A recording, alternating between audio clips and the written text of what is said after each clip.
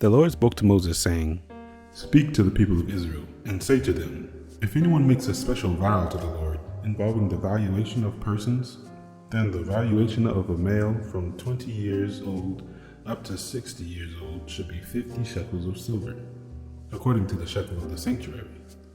If the person is a female, the valuation should be 30 shekels. If the person is from 5 years old up to 20 years old, the valuation shall be for a male 20 shekels, and for a female 10 shekels. If the person is from a month old up to 5 years old, the valuation should be for a male 5 shekels of silver, and for a female, the valuation should be 3 shekels of silver.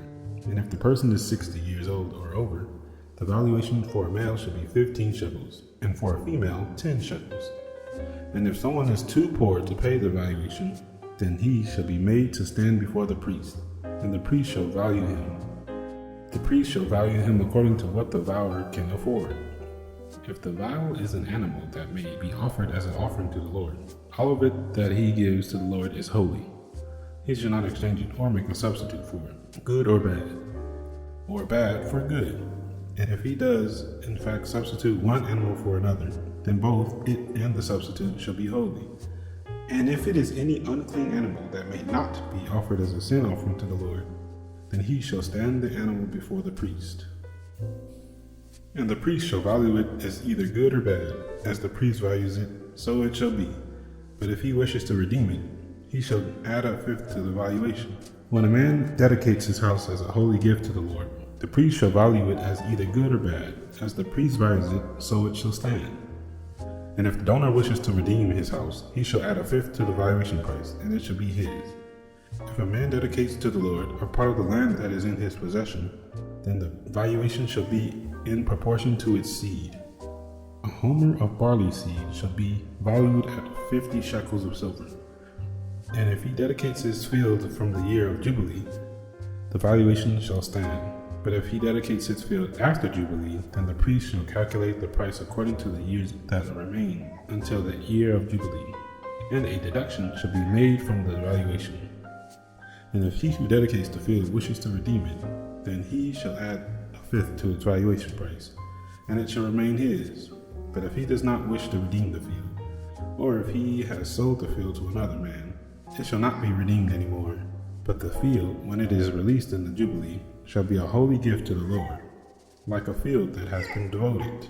The priest shall be in possession of it. If he dedicates to the Lord a field that he has bought, which is not a part of his possession, then the priest shall calculate the amount of the valuation for it up to the year of Jubilee. And the man shall give the valuation on that day as a holy gift to the Lord. In the year of Jubilee, the field shall return to him, from whom it was bought, to whom the land belongs as a possession. Every valuation shall be according to the shekel of the sanctuary. 20 gerahs shall make a shekel.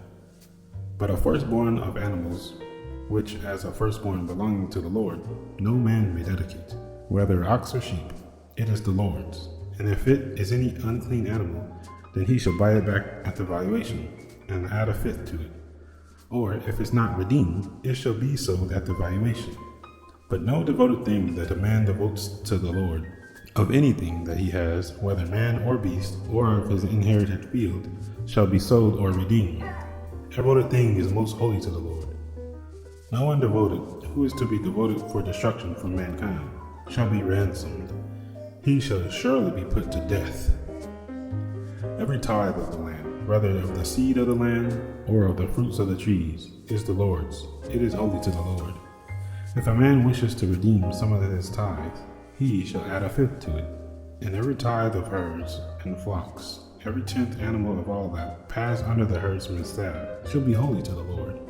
One shall not differentiate between good or bad, neither shall he make a substitute for it. And if he does substitute for it, then both it and the substitute shall be holy. It shall not be redeemed. These are the commandments that the Lord commanded Moses for the people of Israel on Mount Sinai.